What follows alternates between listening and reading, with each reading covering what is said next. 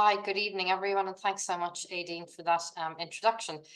Delighted to be joining you this evening to talk about menopause in the workplace. Why is this such an important topic? Well, a staggering 1 in 10 women have left their job because of menopause symptoms, and similar numbers have reduced their hours or gone part-time or stepped back from promotion. But despite this, the numbers unfortunately haven't changed since last year. About 6 in 10 companies still don't have a menopause policy in place. There are so many consequences to this lack of support. We see it in productivity, where the UK loses about 14 million workdays every year due to menopause symptoms. And we see it with women leaving the workplace in their 40s and 50s, and that plays out in the gender pay gap, but also the pension pay gap. It weakens gender diversity, and it does nothing to retain and attract talent. So it's not really surprising that menopause is such a hot topic in the workplace, and has been growing so over the past few years. So I'm delighted to be joined this evening by two brilliant women and experts in their area, my co-founder and menopause guru, Dr. Claire Spencer, and Deborah Garlick, CEO of Menopause in the Workplace and author of the book Menopause, the Change for the Better. As Aideen says, if you have any questions, put them into the chat. We've some that were submitted in advance, and we'll do our best to answer them too. And as I'm sure you'd appreciate, if there's anything specific or individual regarding medical queries in particular, Claire won't be able to respond on an individual detail, but can of course discuss at a broader level. So Deborah, without further ado, we were chatting just before we went live about the fact that you've been in the menopause space for, what did we say, 8 years now? And launched, yeah, it's gone so quickly. But when you step back and think about it, why is it still more important than ever for employers to have menopause in the workplace front of mind? It's an interesting question, Helen, because if we step back to 2016, when working with the Government Equality Office team that built that published the report in July 2017, for which I don't think we'd be having this conversation if that hadn't been published, because it resulted in headlines like the UK is losing millions, or was it billions, every year because bosses don't understand menopause. And that was 2017. 2017. Whereas if we look at the latest research that came out last year, you could say it's great progress. The CIPD said 1 in 4 employers have a policy in place, and there's different research that says different things across that one. And around about a half, or 45%, are taking action. So, in essence, that's actually quite good progress. And if you look over the last year, you could say this year alone, we're only in March still, aren't we? But the Equalities and Human Rights Commission published their guidance talking about how an individual is protected in the workplace, the protected characteristics, and that saw a huge spike in activity, and employers appreciating that they've really got something to do around menopause. And of course, we applaud that. But, maybe I'm grumpy from Nottingham today, but I think we've still a long way to go. Because if you see the research that came out alongside, well, it's about 2 weeks difference between the CIPD report and the Unite union put out research that said 83% of women say they have no support around menopause in the workplace. Now, I had quite a few people saying, are these conflicting? What's going on here?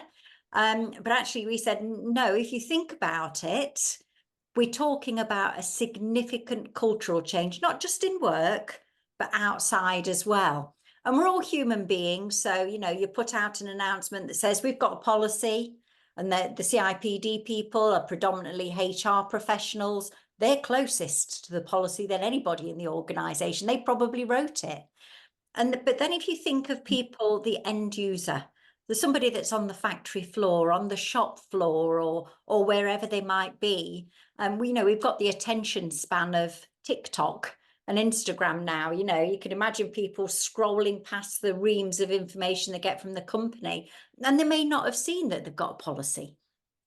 Or alternatively, and I know Claire, you and I have talked about this before, but so many people don't realise what they're experiencing is the menopause. They know they're not feeling at the best, but they might not think they're at the age to be experiencing it. So they may well have scrolled past and thought, that's nothing to do with me. I don't need to understand what's going on there. So, and I am quoting a Helen Namoyle quote here: culture eats strategy for breakfast. So when you think about the policy, you've got to think about how you bring it to life and how you reach in all of the corners. What you do all the time, Helen, with when you're assessing whether an organisation has achieved menopause-friendly accreditation standards, it takes a while to get through. So, you know, see good progress so far, but I'd like to see the point where we're really influencing the unites figure, where women know what the support is in their workplace and they can feel confident talking about it. So a huge amount of progress. And I think I'd probably say everything like this webinar and everything I know we all do, every one of us has a part to play in changing this picture. We've seen menopause being talked about in Parliament. I think we'll all say hats off to Davina. She got it on mainstream TV and we all saw a spike of interest then. And in fact, my husband sat down and watched a whole hour's programme, and he hears me talking about it all the time. He won't sit and listen to me for an hour about menopause, but she got it on mainstream TV, and other celebrities that came out talking about it. And Helen, you know, we go to the Menopause Friendly Employer Awards. Who'd have thought back in 2016, 400 people would walk a red carpet to celebrate the inspirational individuals and organisations that are doing great things in this space? So I think lots of us to be proud of, but I think we've really got to keep going. We've seen a lot as well about the increase in tribunals. And we're seeing menopause mentioned more and more. So your question was about why is it even more important for employers to take action? We know we're in an aging population. I've heard twice today from HR directors about the talent shrink, and you said how many people consider leaving work during their menopause. And I also heard from on a panel I was on today from a police force where they were saying they've actually had people joining the force because they display the badge. So in an environment where the talent pool is being fished by more and more people, people could be walking past your door or walking out of your organisation and going to those ones that are really demonstrating that they're menopause friendly. So I think organisations can hopefully get on board with this before they're left behind. Yes, so many compelling reasons, Deborah, that you mentioned there for why this is still important for organizations. And one of the points that you mentioned was that many women themselves don't realize that symptoms they're experiencing are menopause. So Claire, a question for you, you know, given all the patients that you see day in, day out in our clinic, what are the symptoms that you see impacting women most at work?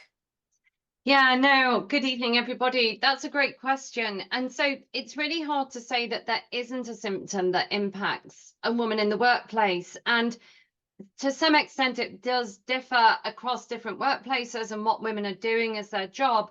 But it's mainly the cognitive symptoms, I would say, would be top of the list. And I think the research bears this out as well. And so brain fog, memory issues, word finding issues, and all of that then feeding into menopause related anxiety, low mood, loss of motivation. And then when you add on top of that vasomotor symptoms, so hot flushes, night sweats, so women telling me that they're really anxious going into a meeting because they're really worried about what might be happening when they're having a hot sweat, and everybody's going to look at them, and that all then impacts on confidence, and then that has a negative impact on everything else. And then, you know, we've been together, Helen, haven't we? And we've spoken to women on the shop floor, lugging pieces of furniture, you know, sort of really physical jobs, and women on checkouts telling me actually the general aches and pains have a really significant impact because they just physically feel that there's a change, as well as the psychological symptoms as well. In terms of other physical symptoms, if I know we're going to mention periods later, but perimenopausal flooding, So, having to zoom off to the loo at no notice, sitting down, realizing that you've leaked through clothes, the embarrassment that goes with that.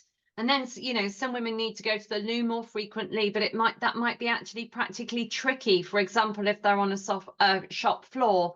So I think it's actually difficult to pinpoint a symptom that doesn't impact.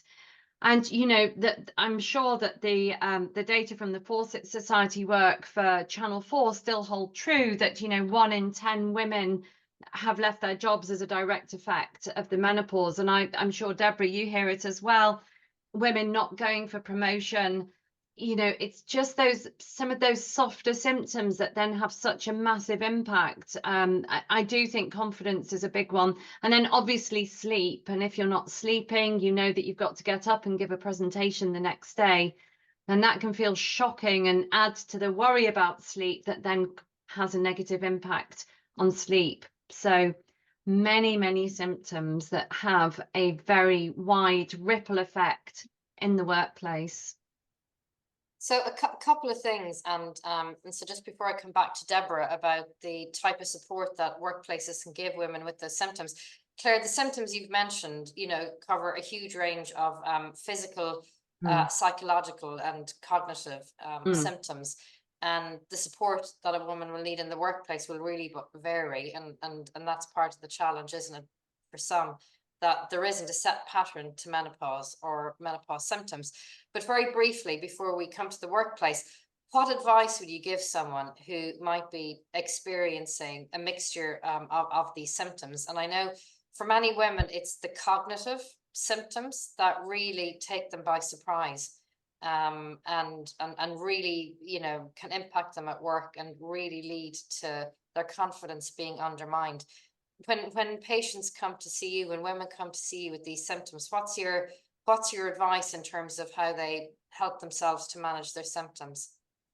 Yeah, so it's really understanding what the root of the symptoms are. So, many women think still, even with all the publicity, that symptoms occur because of personal failing, that there's something wrong, that they're really stressed, that they're not dealing with that stress adequately.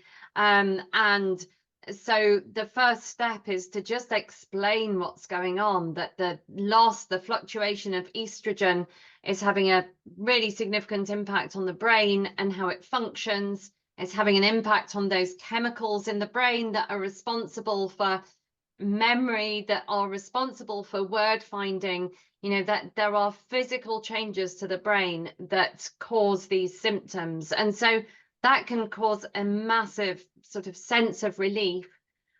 So we validate symptoms, we talk through symptoms and explain what's going on behind the scenes, and then talk about different strategies that may be helpful. So for some, it will be HRT, but it also might be, say, coaching or psychological therapies, some cognitive behavioral therapy, to just try and get out of the horrible vicious cycles that can get set up as well. So it's just really working with everybody as an individual to work out what the right solution will be for that person to help them through. And we know that HRT is brilliant, but it doesn't always completely take away all of those cognitive symptoms. So then it may be a discussion about how to deal and cope with them as you're transitioning through and as those symptoms start to lift in the post-menopause also, which is why, the sort of coaching, talking bit of it can be so important also.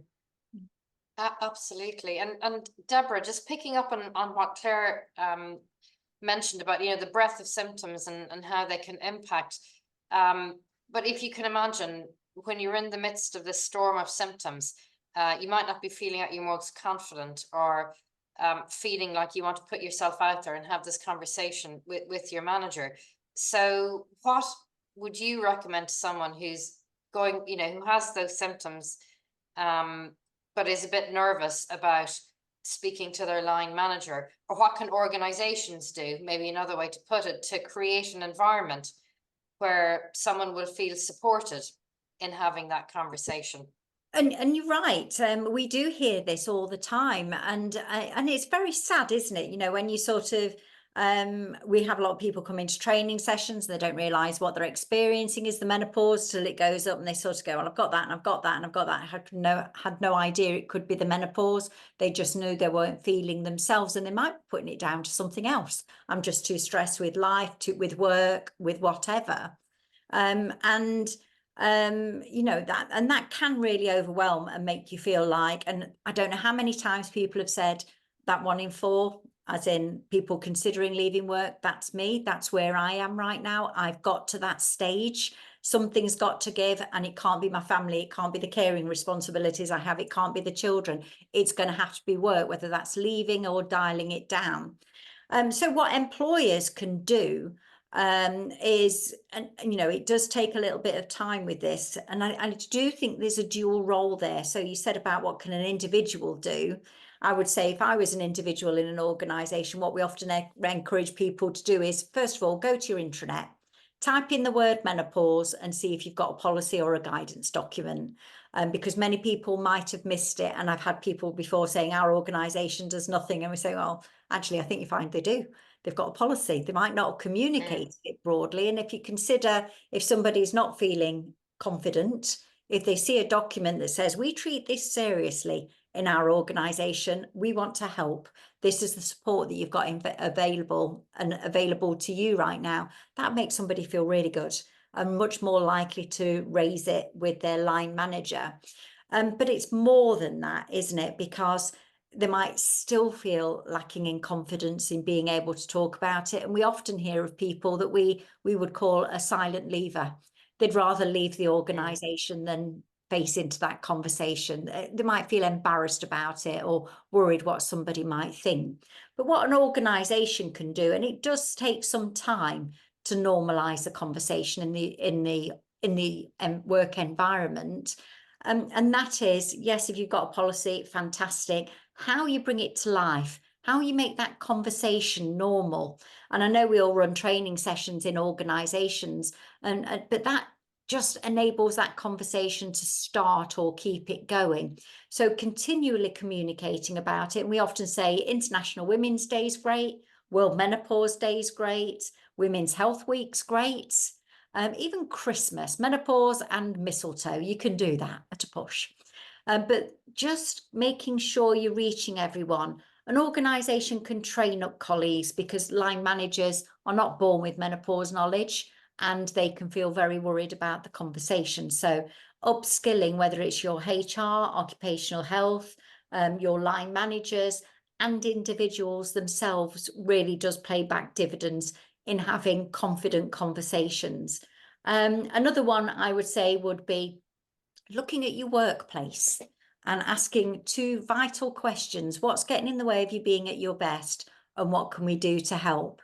And we know from those organisations that do this really, really well, it's usually when they've demonstrated a lot of listening, i.e. they've asked the question, not made assumptions and gone and put a desk fan on anybody's desk that looks over the age of 40 or 45. It's none of that. Most of the changes that made as a result of asking colleagues are usually the smaller things, usually cost effective, but actually making the environment more comfortable is essential. And the one I think would be the cherry on top for me, and we're seeing this more and more, is organisations that appreciate that colleagues don't always have time to go to the doctor, or may have been to the doctor and might not have got the outcome that they want. So they're putting support in place, like my menopause centre, pay as you go treatments within organisations really do pay back dividends. And, you know, one of the things I think is key in all of this is the benefits of that. You know, if you know your employer's got your back, if you hit a bump in the road during the menopause, they've got you for years and years later. I was actually alarmingly on a session today with the Department of Work and Pensions, and they were saying anybody under the age of 45, your retirement age is now 68. Well, if you think menopause, I know, thank goodness I'm my age. But, you know, if you think, if you're experiencing menopause symptoms in your 40s and you're going to be there until you're 68, if you can, anything you can do to make that transition period more comfortable, more supportive, you're much more likely to retain that employee right through till they're into their retirement age. So yeah, it's remarkable to see what employers can do. But I think I'd leave it on, as you know, if I put my financial strategist hat on, this is actually a cost saving for many organisations. Yeah, no, look, it's so true. And we know we've just had some data back from one of our corporate clients we've been working with them now for a couple of years. We're hoping we'll be able to publish it. To your point, Deborah, they've been able to show that thanks to the support Claire and the other doctors in her team are giving their colleagues, the number of sick days has reduced. And it's great to have the numbers behind it. And also, but I think one of the bigger points is the gratitude that people feel and the support that they feel is incredible as well. So it's good to see that employers are, because the easy thing is having a policy, and it's really as we've discussed, it really is about changing the culture. And so I'd love to hear from both of you. So Claire, what you hear from patients, but Deborah, what you're saying, because you run the Menopause Awards. What are you both hearing or seeing as really best practice in organizations to normalize the conversation, give women the right support, and drive great business performance? Yeah, so I think I hear from individuals.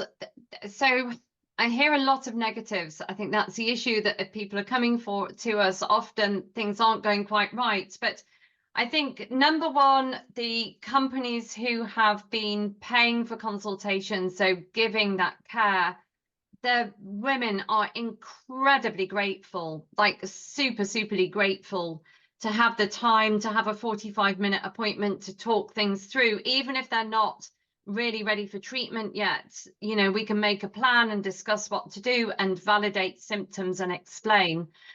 And I think the biggest difference that I hear from employers is its flexibility. It's just, if you're having a really bad day, if you've had very little sleep, knowing that you can work from home. If you're having awful bleeding, knowing you can work from home, having the trust in the employee, sorry, to they will get that it's valuing what they're doing and giving the flexibility to allow them to work around that. I think menopause cafes can be really effective. So women getting together and women talking to each other and sharing top tips. I get women coming and booking appointments because, there's been a chat in a menopause cafe, for example. So I think that sense of community is very helpful as well.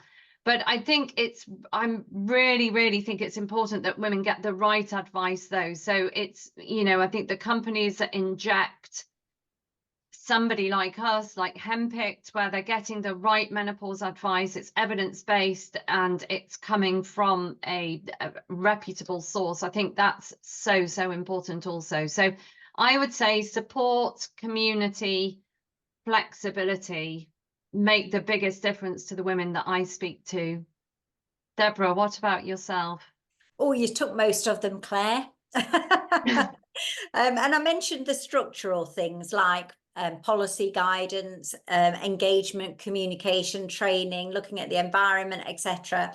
But I'm with you that some of the best practice, some of the most creative ideas are come out of the communities.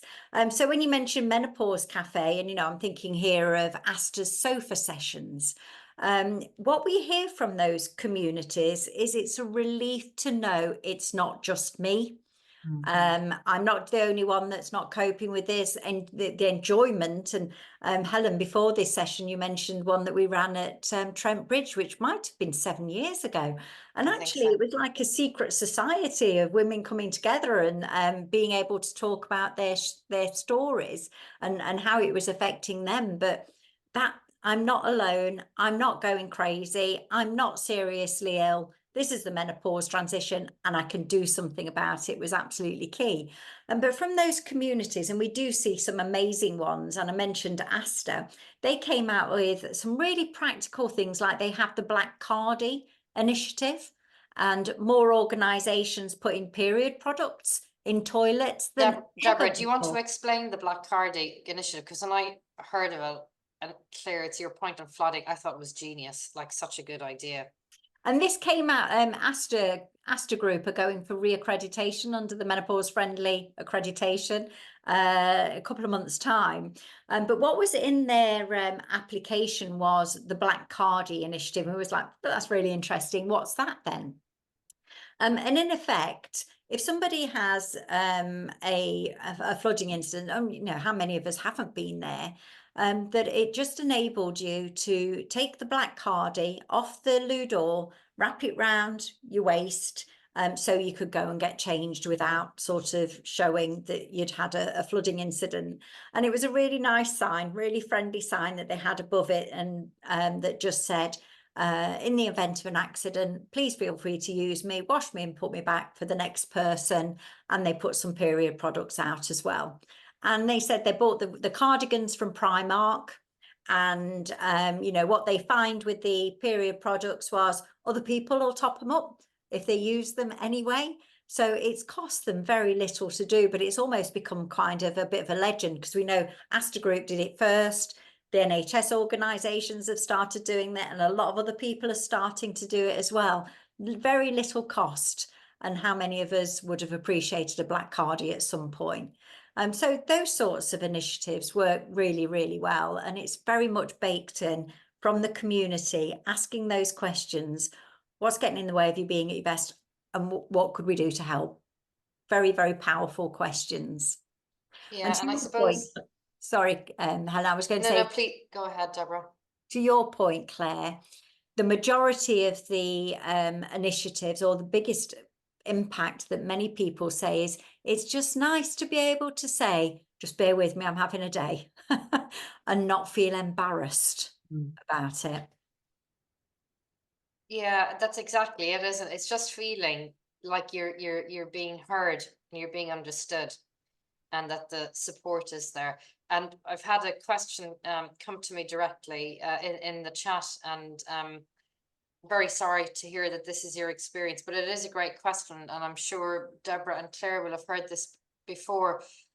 This is from someone who's currently off sick for 2 weeks due to menopause, as work is so stressful on top of it, but doesn't feel like she's getting any support at work.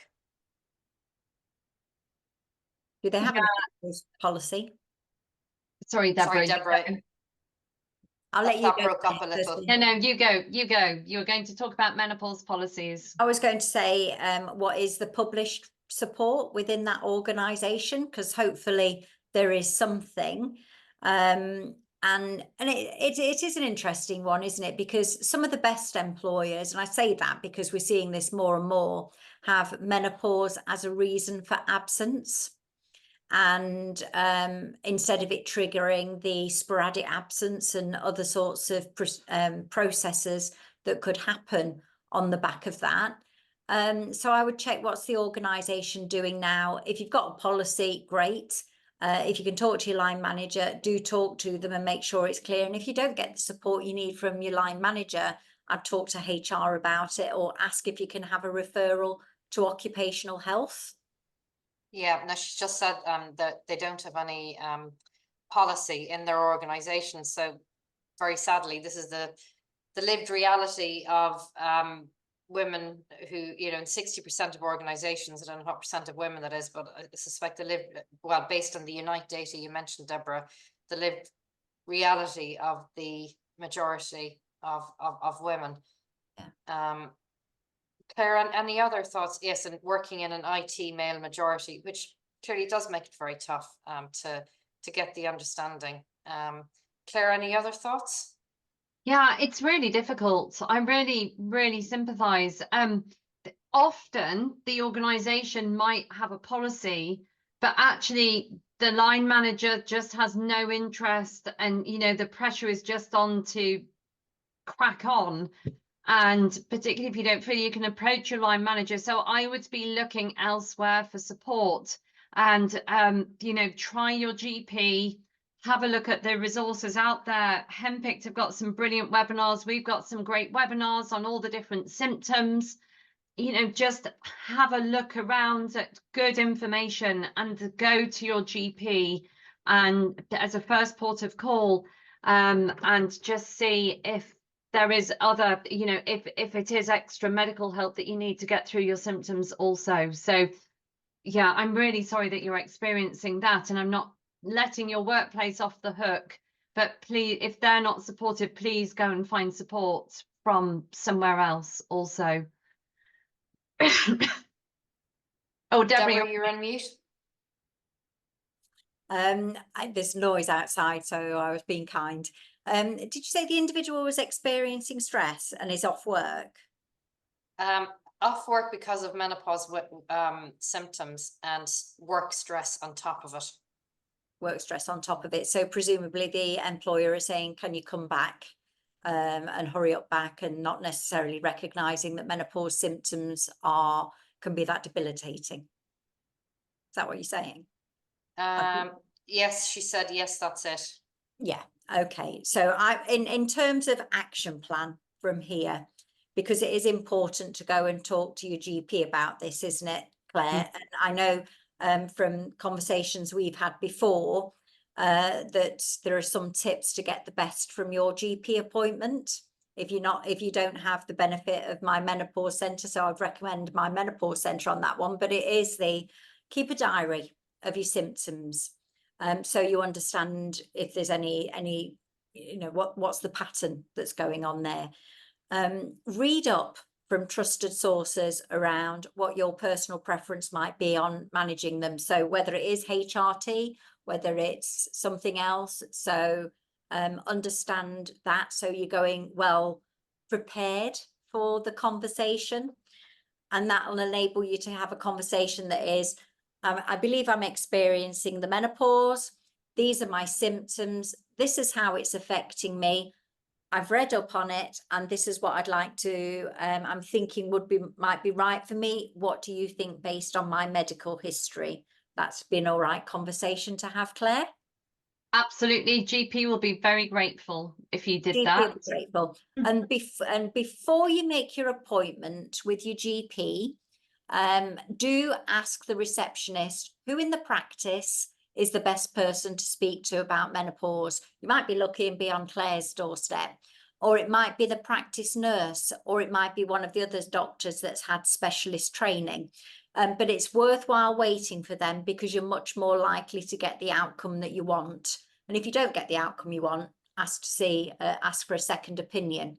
But once you've done that, that'll enable you to prepare for a conversation with your line manager. And if you can book an appointment with your line manager or a meeting somewhere private using the same diary, and that conversation will be, and it's worth giving them a heads up, it's about menopause, because they might want to talk to HR or somebody, and that can be around, then you can structure the conversation in the same way that says, I'm experiencing the menopause.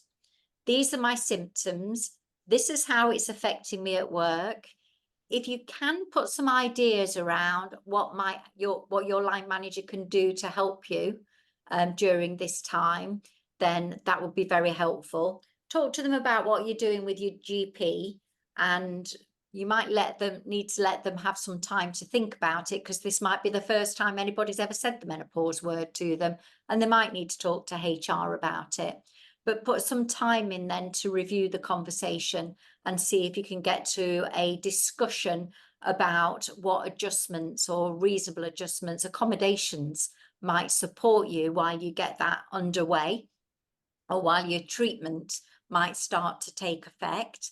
And I'd also probably encourage you to think about, you know, sometimes we look at these conversations around being menopause, perhaps sometimes being a bit more embarrassing, but your line manager is there to support you and help you be at your best. So whatever condition that you might be experiencing, or other health condition or life stage or life things that go on in life, can you have that conversation? And if you can't have that conversation with your line manager, can you have it with HR?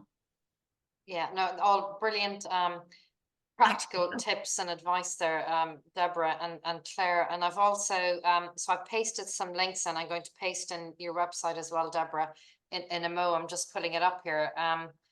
but some information on our menopause questionnaire, which can help you have your chat with your doctor, some articles that Claire has written about menopause and symptoms. And then Deborah very kindly introduced us to a wonderful employment legal expert, Jog Handel, that she's worked with. And we did a webinar last week, which really sets out very clearly your rights under the law, and what your protections are. And knowledge is power. It's just good to know where you stand from a legal perspective. And Deborah and Jog have very kindly written a great blog for us about menopause and employment law and knowing your workplace rights. And we'll be hopefully publishing that next week. So again, it's not where you want to resort to or get to, but at the same time, it's good to know where you do stand and where your protections are from a legal perspective too.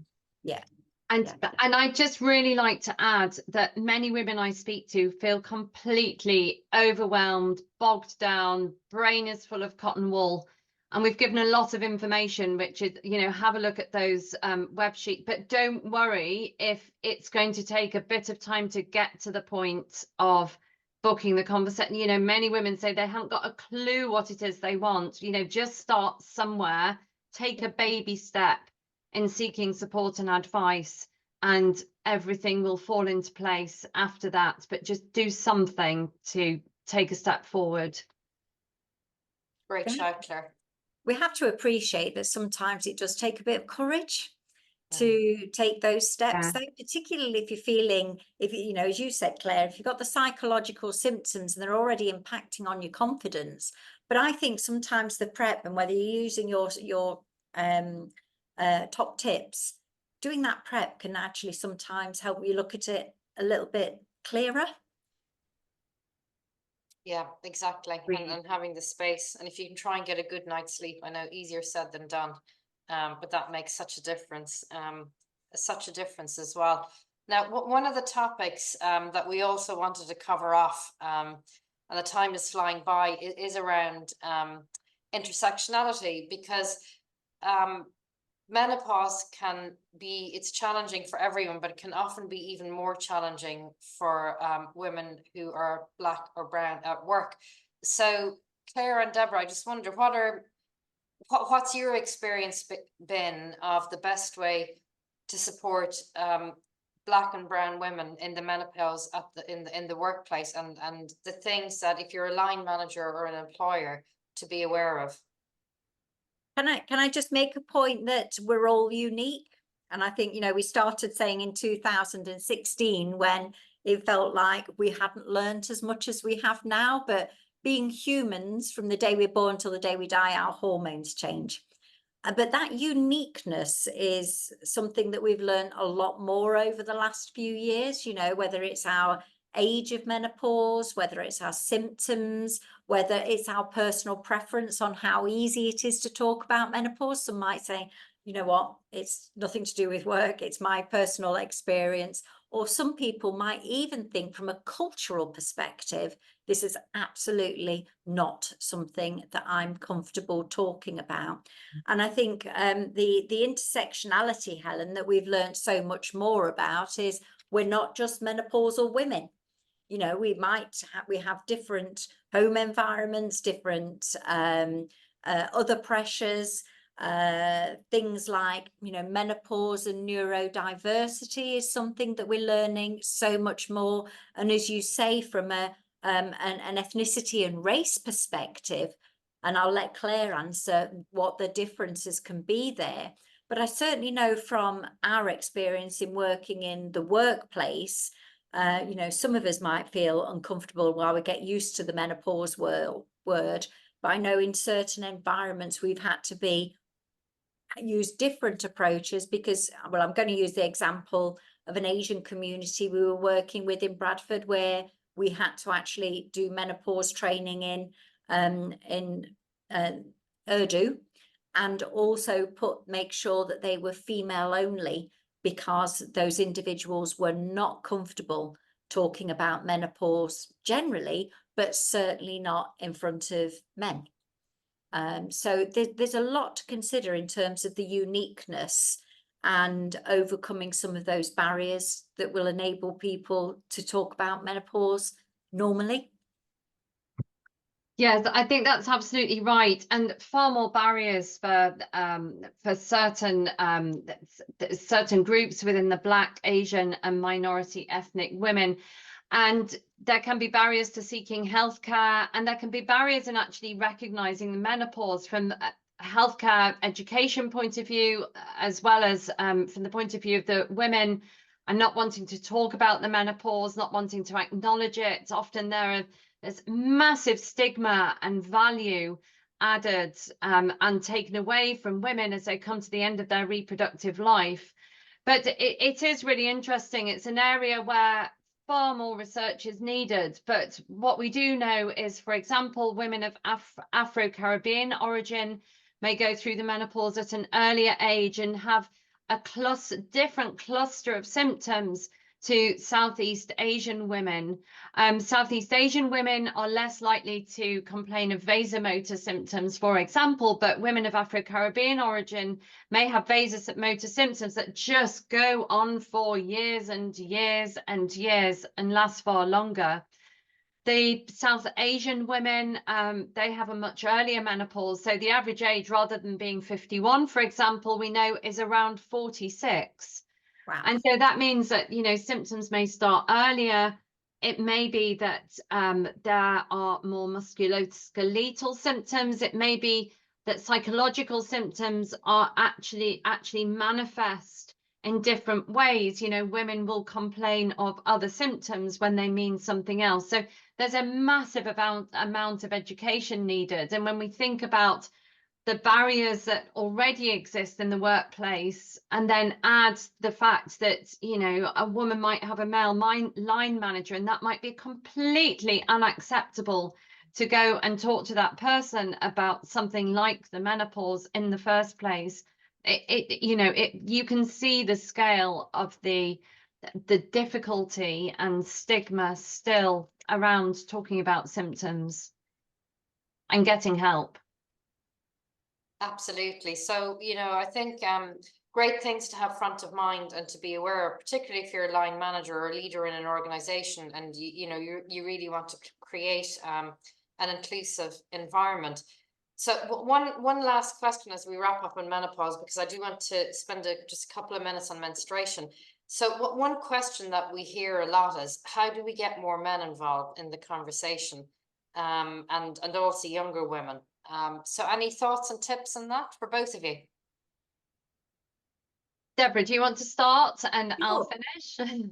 Yes, because we do work with a lot of male-dominated environments, and we still often get that question from people that are perhaps looking at their own demographic and saying we're predominantly male. Well, I would actually point at a lot of the police forces, organisations like BAE Systems, who are predominantly male. So looking at their experience, and you said some top tips. I think from the get-go, they started from the basis of everybody needs to know about menopause. Because we often hear 51% will be affected, but starting with the premise that everyone can be affected, 51% firsthand, and the rest through our relationships. And that is true. And I think starting with that in mind is incredibly helpful. Making sure that when you're talking about menopause, it's done from a fact-based. So anybody can sit in on our menopause sessions. They're not going to be embarrassed by anything. It's talked about in a very, very factual way and made very engaging. So when we do our poll at the beginning of the sessions that say, what are you here for? And we get a lot of people saying, I'm here to support my partner, or I want to know how to support my mum. And that is absolutely amazing. So I think that's even before the training, setting the scene in the right way. We've seen some organisations doing male-only sessions. And, if that's right for their culture, then that's absolutely fine. But one of the things I think is great is listening to, I can't remember Alan's surname, from the Department of Work and Pensions at lunchtime. He's a male ally for menopause. Actually, I think he's got a T-shirt that I'm pretty sure is, you've got a friend in me. Is that Woody? in his on, you know, so that he goes to the community sessions that you mentioned, Claire. He's very happy to talk about menopause, and I think he gets more men stopping him in corridors wanting to talk about menopause, because it's easier to ask Alan than to perhaps ask a woman, so playing it back the other way. So getting more allyship involved. And I've even seen some organizations that do if you like, family sessions in the evening for employees, inviting partner and family if you want to. So there's lots of things that are available, but I think it's setting it up as an inclusive conversation from straight away is the best thing. Yeah, no, they're Brilliant. brilliant points, Deborah. And I think that also from a engaging younger women and younger men point of view, I think you've got an easy in when you do talk about female older relatives and wanting to support them. And we've had some really sweet comments from young men, particularly saying, thank you for the session. Now I know, etc., etc. But also, I think the menopause ties in brilliantly with hormone and women's health in general. But I feel really strongly that women should understand what's going on with the menstrual cycle and contraception to be able to be in control of it and in control of their bodies. And so, you know, a lot of the talks may start with contraception and merge into the menopause, but also sort of wrapping the menopause up into, look, this is brilliant to find out about now, because the research that we commissioned through Britain Think showed that women who were more prepared for the menopause were less likely to feel under pressure just to cope, and more likely to see it as a positive rather than a negative change. So I absolutely think that, you know, people are really jumping on board, and I think the workplace is a perfect place to offer that sort of education also, because it's there on a plate for people to access. And Claire, that's a great segue into the other beginning part of the hormonal cycle, menstruation. We've really started to see a very welcome focus on this topic. Claire, as a clinician, why do you think it's so important that we do have conversations around menstruation and menstrual health? Because so it's really important, because, you know, in once a month somebody might be completely crippled, stroke debilitated, stroke coping with all sorts of other symptoms. And so a bit like the menopause, it's good that it's all out there, that there's education, that, you know, women aren't the butt of a joke. It's normalized and understood, basically. You know, women want to feel supported and not embarrassed in their workplace. And this is you know, menstruation is a really big part of it. There's massive variations. Some women have awful heavy periods. Some women have long periods. Some women have awful premenstrual symptoms.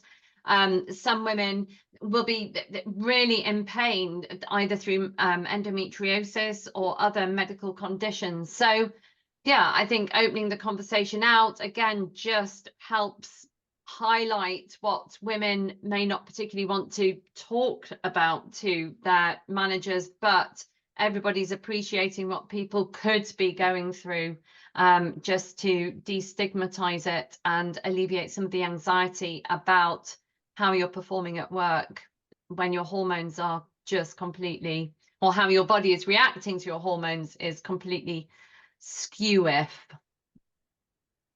Yeah, it really just brings home the point that, you know, workplaces are really not designed with female biology in mind, are they? And so, Deborah, I know you have done a lot over the last year to support organizations with training and to help them, you know, develop the right level of inclusivity as they're doing in menopause. So, you know, based on what you're seeing, what needs to happen to ensure we're giving, you know, women the right support in the workplace as regards menstrual health and well-being as well? Well, the reason I think this is an opportunity, and I think actually opening up the conversation about menopause in the workplace has enabled us to move on to menstruation.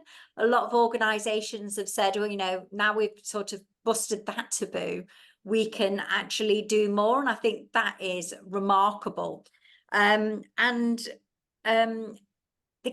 do work together, these ones, and I'm very mindful from a generational point of view. And I often think my mum's generation, and she'll say, you know, we never talked about it. No, they didn't. They kind of put up and shut up.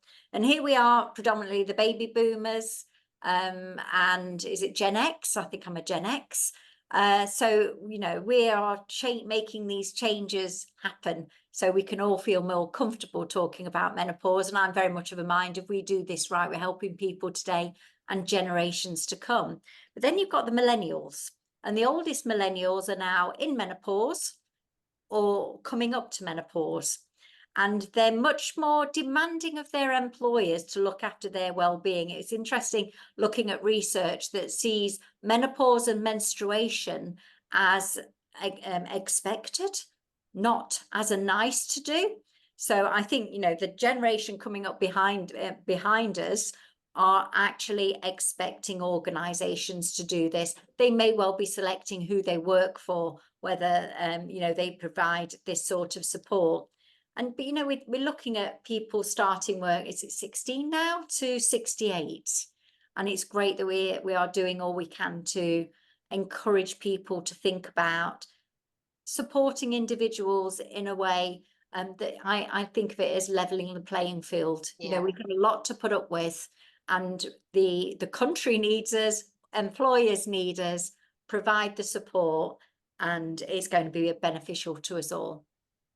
Yeah, brilliant. Well, look, that's a great way to conclude the conversation. We've bookended the hormonal spectrum, going from menstruation to menopause, and wonderful to see that menopause has opened the door for conversations about women's health more generally, to ensure all women at all ages and all stages of life are getting the support that they need. So Deborah and Claire, thank you so much for your time and for sharing your expertise. And Adi, now we'll hand back to you to bring us in for the evening. Thank you.